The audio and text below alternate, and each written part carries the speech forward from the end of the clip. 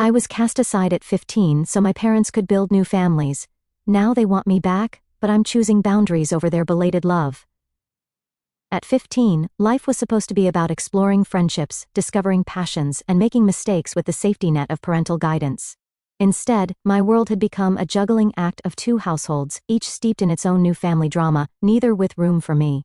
It wasn't just that my parents had remarried, it was that in their new lives, they had inadvertently, or perhaps conveniently, reshuffled their priorities to exclude me.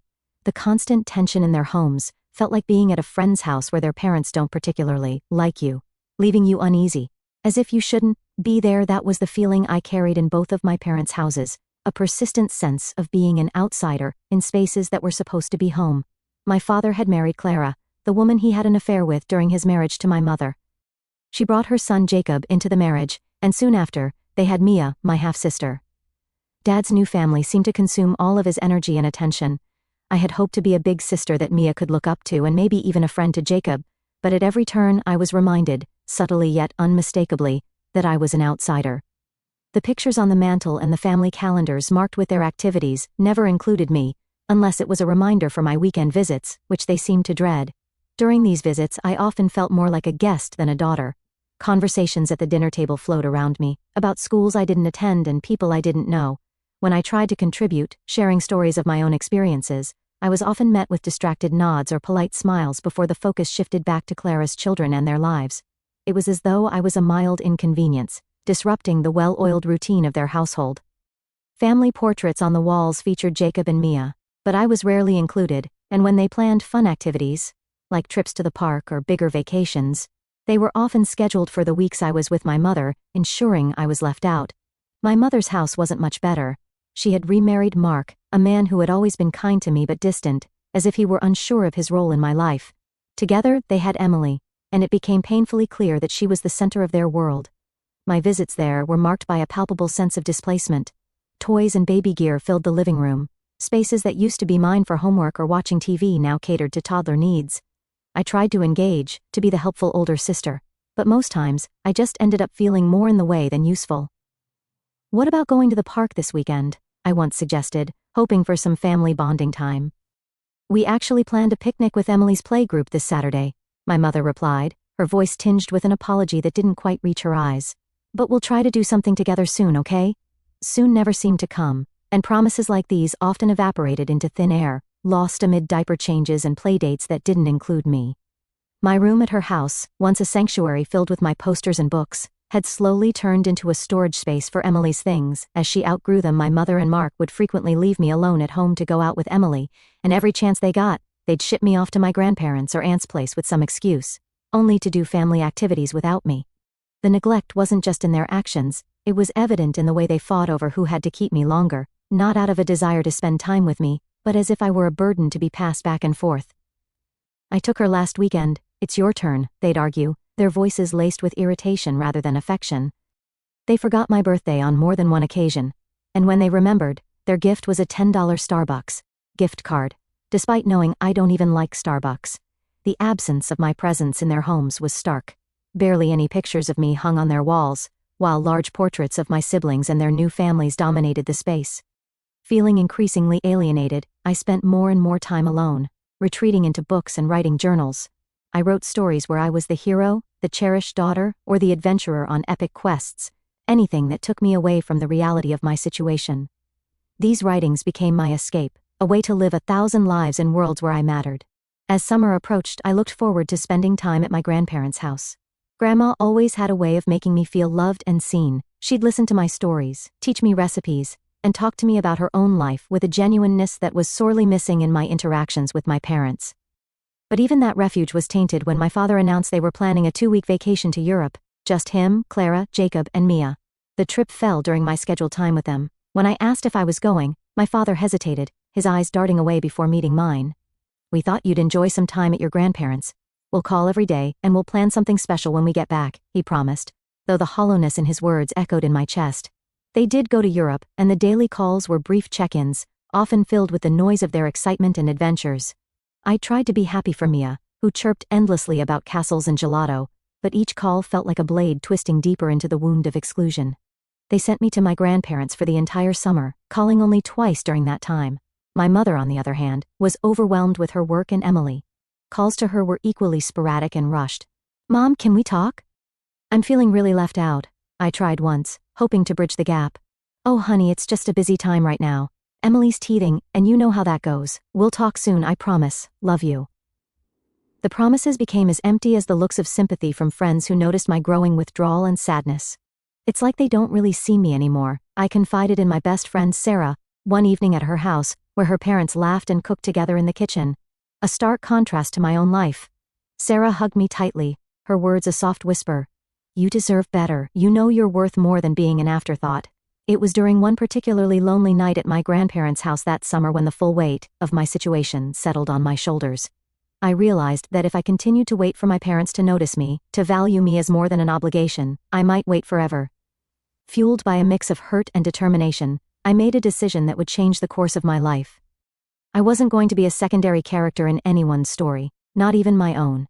I packed a bag, wrote a note to my grandparents, and took the first bus to Aunt Lucy's house, seeking the acceptance and love I was starved of, a place where I could be seen and valued. The bus ride to Aunt Lucy's was the longest 2 hours of my life, every mile stretching out as I wrestled with a mix of fear, relief, and uncertainty. I stared out the window, watching the landscape blur, my thoughts racing as fast as the scenery passed. The decision to leave hadn't been easy, but the stifling feeling of being an afterthought in my parents' lives had grown unbearable. I needed a change, a place where I could be seen as more than just a complication in someone else's family portrait. Aunt Lucy lived in a small town that always felt a world away from the city's chaos where my parents resided. Her home was a cozy 2-story house surrounded by a well-tended garden that bloomed with colors most of the year. The familiarity of it brought a comforting rush of nostalgia. This was a place of many summer visits where I had always felt welcome and loved. As I stepped off the bus, the cool air of early evening brushed against my face, carrying the faint scent of jasmine from Aunt Lucy's garden. I dragged my suitcase behind me, its wheels thumping rhythmically against the pavement, a staccato beat to the turmoil inside me. Aunt Lucy was waiting at the door as I approached, her expression a mixture of concern and surprise. She didn't say anything at first, just opened her arms wide. The hug she gave me was tight and warm, a silent reassurance that I had made the right decision. "Aunt Lucy, what's going on, honey?" Her voice was gentle, inviting me to open up about everything. "I can't do it anymore, Aunt Lucy," I said, my voice trembling. "I just feel invisible there, like I'm just a guest in their lives, not a daughter." We sat down in her kitchen, a pot of tea between us, as I poured out everything.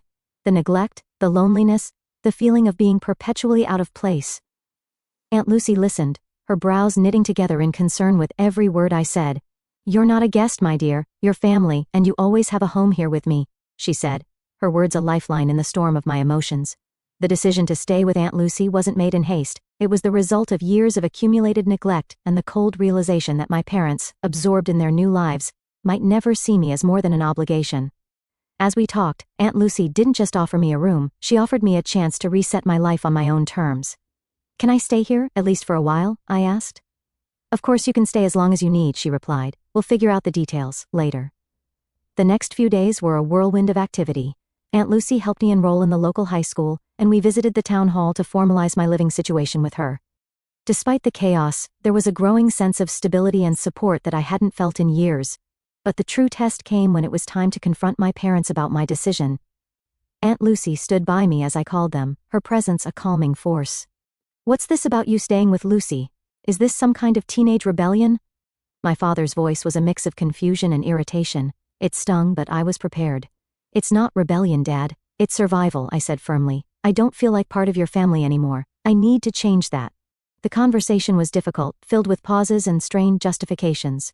My mother cried, and my father argued, but I held firm, bolstered by Aunt Lucy's quiet strength beside me. "But we're your parents. We love you. You can't just decide to live somewhere else," my mother said, her voice breaking. "I can, and I have," I replied. "I need to be somewhere I feel wanted and valued." The call ended with a heavy silence, a clear divide between my old life and the new path I was forging. In the days that followed, the reality of my decision settled in. I was officially living with Aunt Lucy, attending a new school, and slowly rebuilding my sense of self-worth. School was a fresh start. I made friends who knew nothing of my family drama, who accepted me for who I was, not who my parents were. My grades improved as I found myself able to concentrate without the constant emotional turmoil that had clouded my mind before. Aunt Lucy encouraged my writing, pushing me to submit stories to local competitions and magazines. With each published piece, my confidence grew. Writing became more than a hobby, it was a lifeline, a way to process my emotions and reclaim my voice. "You're doing so well, darling," Aunt Lucy said one evening. "I'm so proud of the person you're becoming." Her words meant the world to me, filling the void left policing of my parents' sporadic attempts to reach out.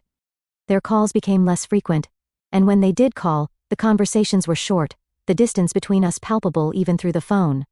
Living with Aunt Lucy wasn't just a change of scenery, it was a complete transformation of my daily life and mental landscape. The first few months were a mix of adjustment and discovery, as I navigated the new dynamics of my life in a small town where everyone seemed to know each other.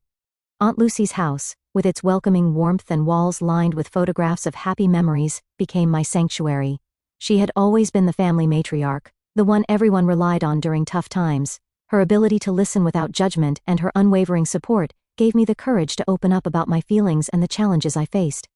"You have a gift, you know," Aunt Lucy said one day. "Your words, they have power. Why not share them with the world?" Her encouragement led me to join the school's literary club, where I met other students who shared my passion for stories and storytelling.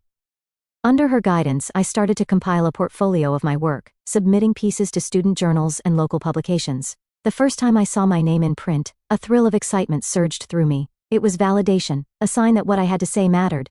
School became a place where I could excel without the shadows of my family drama looming over me. I made real friends who liked me for who I was, not for the drama that followed me like a shadow. My grades improved significantly as I found myself able to focus on my studies, no longer preoccupied with navigating the unpredictable waters of my parents' attention. "Your voice is unique, and your perspective is insightful," my literary club advisor told me. "You could really make a name for yourself in the writing community." Their words were encouraging, but it was Aunt Lucy's continued support that really pushed me to aim higher. She set up a small workspace for me in the corner of the living room, complete with a desk, a comfortable chair, and shelves filled with books, from classic literature to contemporary fiction. It was my little haven within our home, a place where I could write, think, and dream. As months turned into years, my portfolio of writings grew. I experimented with different genres and styles, from poignant short stories to compelling essays on human nature and personal identity. My writing started to gain attention beyond the local community, with invitations to participate in regional workshops and conferences. "See what you can achieve when you believe in yourself," Aunt Lucy said, her eyes shining with pride. "I'm just so proud of you." But it wasn't all smooth sailing. The emotional scars from my past with my parents sometimes resurfaced, especially during holidays or family gatherings when their absence was more pronounced. I struggled with feelings of abandonment and self-doubt, wondering if I had been too harsh in cutting them off. During one particularly low moment, Aunt Lucy found me staring at a blank page, the cursor blinking mockingly on the screen. "What's wrong, dear?" she asked. Sometimes I wonder if I made the right choice leaving them," I admitted. "Starting over? Was it too much?" "You did what you needed to do for your own health and happiness," Aunt Lucy said gently. "That's not selfish, it's necessary. And look at how much you've grown." Her words were a balm to my troubled mind. She taught me that it was okay to put my own well-being first, that my feelings were valid and needed to be respected even if that meant distancing myself from those who couldn't provide the support I needed. I leaned into my writing even more, using it as a tool to work through my emotions and to connect with others, who might be going through similar experiences.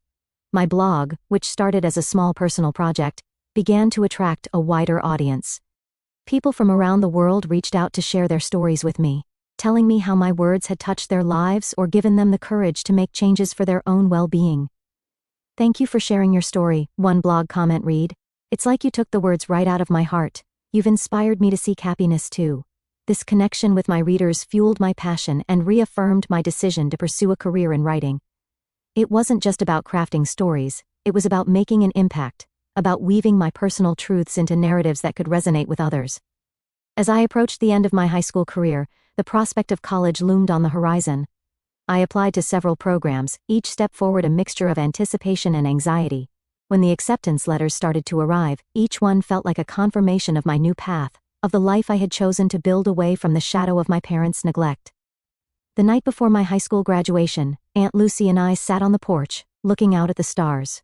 It was a clear night, the sky a tapestry of twinkling lights. "You're going to do great things, my dear," Aunt Lucy said. No matter where you go or what you do, remember that you are loved, you are seen, and you are capable of incredible things. Thank you, Aunt Lucy, for everything, I replied, my voice thick with emotion. I don't think I could have done any of this without you. Her smile was soft, proud. You did the hard work, my dear. I just provided the space for you to flourish. As I prepared to step into the next chapter of my life, I carried with me the lessons I had learned from Aunt Lucy, to value myself, to seek out environments where I could thrive, and to never underestimate the power of a well-told story. My journey was just beginning, and I was ready to see where my words would take me next. As the high school chapter of my life closed, the college years beckoned with promises of new beginnings and further independence. Choosing to attend a university with a strong creative writing program wasn't just about pursuing my passion. It was a strategic decision to mold my future, to cement my identity not just as a writer but as an individual beyond my tumultuous family background. The transition to college was exhilarating yet daunting. For the first time, I was truly on my own, navigating a larger world filled with diverse voices and stories. My dorm room became my new sanctuary, walls quickly plastered with inspirational quotes and snippets of my favorite poetry. It was here, amid the quiet hum of late-night oil burning, that my first novel began to take shape. You're always typing away. What's the story about? My roommate asked one evening. It's about a girl finding her place in the world despite her family, I replied, kind of like a journey of self-discovery and resilience. Sounds intense, she said. Can't wait to read it someday. Her casual interest sparked a further drive in me. I spent countless nights refining my characters, weaving in elements of my own experiences with fictional twists that allowed me to explore deeper themes of betrayal, acceptance, and healing. Classes were a revelation. Professors challenged my thinking and stretched my abilities. I thrived under their guidance, soaking up every critique and discussion, using them to fuel my writing. One professor, in particular, took a keen interest in my development. Your voice is unique, and your narrative technique is sophisticated for someone your age, Professor Harding said. Have you considered publishing? I think about it a lot, I admitted, but it feels so daunting. How do I even begin? Start by sharing your work, he advised. Enter competitions, submit to journals, get feedback. It's all about taking those first steps. I followed his advice, sending out pieces to various magazines, and entering every writing contest that seemed a good fit. Rejections were plenty, each a sting, but then the acceptances began to roll in, each one a small victory, a step closer to my dream. By my sophomore year, a short story of mine won a writing competition. The story, a reflective piece on lost childhood and the quest for identity, resonated with many, earning me a small but appreciative following. Your story has touched many of our readers, a literary magazine editor wrote. We'd love to feature more of your work. This recognition was more than an accolade, it was affirmation that my experiences, my voice, had value in the wider world. It propelled me to finish my novel, a process that was both cathartic and transformative. Balancing academics and writing was a challenge, but the discipline it required shaped not only my time management skills but also my priorities and ambitions. The novel became my thesis project, a culmination of my college experience and personal journey. Graduation approached with a promise of new beginnings. My novel, now complete, was a manuscript brimming with the essence of my struggles and triumphs. The process of querying agents and publishers began, a daunting phase filled with hope and uncertainty. Then, just a week after graduation, a call changed everything. We love your manuscript, an agent said. It's raw, powerful, and beautifully written. We believe it has significant potential. Let's talk about your future. The offer to publish my first novel came as a surreal moment of triumph. My work, once a private solace, was about to be shared with the world. The excitement was overwhelming, but so was the anxiety of how my story, so deeply personal, would be received. The months that followed were a whirlwind of edits, cover designs, and marketing plans. I was involved in every step, determined to ensure that the final product was true to my vision. Launch day was a mixture of nerves and excitement. Holding the first printed copy of my novel was a moment of profound achievement. The cover, featuring a lone figure standing at a crossroads, perfectly encapsulated the essence of the journey within. I always knew you could do it, Aunt Lucy said, her voice filled with pride. This is just the beginning, my dear. Her pride in my achievement was a balm to the lingering doubts about my family's absence in this significant moment. They hadn't been part of this journey, their interest in my life having waned to sporadic, almost obligatory calls that barely scratched the surface of genuine connection.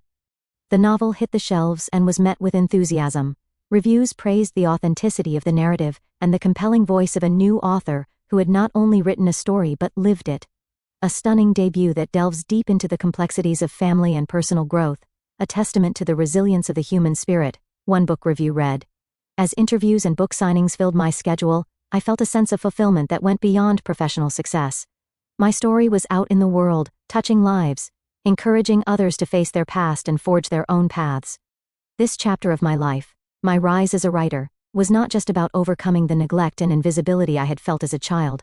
It was about reclaiming my narrative, proving that out of neglect could come strength, and from invisibility, a spotlight that shone on my own terms. My journey was a testament to the power of perseverance, the importance of supportive relationships, and the transformative impact of owning one's story. As my career began to blossom, I looked forward to the next chapters, ready to explore new stories, new challenges, and new opportunities to make an impact. But the success of my book brought unexpected challenges, one of which was the re-emergence of my parents in my life. Their sudden interest coincided suspiciously with my growing public profile. My father reached out first, his voice a mixture of pride and awkwardness over the phone. "I read your book," he said. "It's really something. You've done well for yourself, and I just wanted to tell you that I'm proud." "Thank you, Dad," I replied, my voice steady but guarded. "It means a lot to hear that." The words were polite, but I felt a surge of mixed emotions. His praise was something I had longed for in my youth, yet now it rang hollow, complicated by years of distance and detachment. My mother also made attempts to reconnect, sending emails filled with apologies and explanations, trying to bridge the gap of years with words that seeped with regret. "I know I wasn't there for you as I should have been," she wrote. "I can't change the past, but I hope we can build something new, maybe start over." Reading her words, I felt the old ache of abandonment stir within me, the desire for a family that cared entangled with the pain of their previous neglect. I turned to Aunt Lucy for advice, her wisdom always a guiding light. "You have the power to choose who you let into your life now," she said. "Whatever decision you make, ensure it's for your happiness, not out of obligation or guilt." Her advice resonated deeply. I was no longer the powerless child yearning for attention and love. I was an accomplished adult who could set boundaries and demand respect. I agreed to meet my parents, each separately, to explore the possibilities of reconciliation. The meetings were emotionally charged, each a delicate dance of old hurts and tentative hopes. Meeting my father at a quiet cafe, we talked awkwardly at first, tiptoeing around the deeper issues. Eventually, our conversation ventured into more personal territory. "I missed a lot, didn't I?" he said, his voice heavy. "I'm sorry for that. The book, it opened my eyes to a lot of things I didn't want to see before." "It wasn't just the book, Dad," I replied. "It was years of feeling left out. I'm glad you're seeing it now, but it's hard. It's really hard." The conversation was a start, a small step toward understanding, if not yet forgiveness. With my mother, the encounter was similarly fraught, with a history of emotional neglect that couldn't be undone in a single meeting. "I should have fought harder for you, for our relationship," she said, her eyes glistening. "I let too many things get in the way. Can we try to make it right?" "Maybe, Mom," I said cautiously, "but it's going to take time. I can't just forget the past." In the midst of these tentative reconnections, I continued to write. My experiences with my parents fueled my second book, a deeper exploration into the themes of forgiveness and resilience. Writing became my therapy, my way of processing complex feelings and evolving from them. As my professional life flourished, I found solace and joy in new relationships and continued support from friends and readers who connected with my journey. Book signings and literary festivals not only bolstered my career, but also reinforced my sense of community and belonging in the literary world. One particular event stood out: a panel discussion on family dynamics in literature, where I shared the stage with other authors who had explored similar themes. "Your books touch heavily on family and forgiveness," the panel moderator said. "What drives you to write about these themes?" "It's personal," I replied. "My writing is a reflection of my life's complexities, the struggles with family, the journey toward self-discovery, and the ongoing process of defining what forgiveness means to me." The audience's response was overwhelmingly positive, with many expressing how my stories had given them the courage to face their own familial challenges. Independence wasn't just about living apart from my parents or succeeding on my own. It was about owning my story, controlling how I let it define me, and choosing how and with whom I shared my life. As the year rolled on, my relationship with my parents slowly, tentatively began to mend. There were setbacks, moments when old wounds reopened, and the distance seemed too great to bridge. But there were also moments of genuine connection, phone calls that didn't feel obligatory, visits that didn't end in tears. "I'm learning, you know," my father said during one call, "about you, about myself. It's not easy, but I want to try. That means a lot, Dad, I replied. Let's keep trying. Reconciliation was not a swift process, nor was it linear. It required patience, understanding, and a willingness to confront uncomfortable truths about ourselves and each other.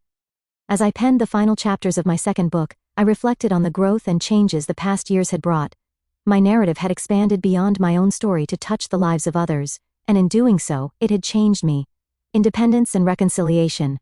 These themes intertwined in my life as I continued to write, to heal, and to hope. Each word I wrote was a testament to my journey, a declaration that despite the past, the future was mine to write. In the burgeoning light of my career and evolving personal life, I looked forward to the unfolding chapters, knowing that whatever they held, I was now the author of my own story, free to craft its path with wisdom, courage, and an open heart. To those who think I'm just a moody teen who made it all up, I understand why it might seem that way, but the neglect wasn't imagined. It was in the way my parents fought over who had to deal with me, the way they planned family activities to exclude me, the absence of my pictures in their homes, and the forgotten birthdays marked by thoughtless gifts. It was in being shipped off to my grandparents for an entire summer with only 2 calls, in being left alone at home while they took my siblings out, in the constant feeling of being a guest in their lives. My stepfather, Mark, never hid his discomfort around me, and my parents' actions spoke louder than any words. They didn't straight up say they didn't want me, but they didn't hide it either. My story isn't about teenage angst, it's about surviving a reality where I was made to feel invisible and finding a way to reclaim my worth.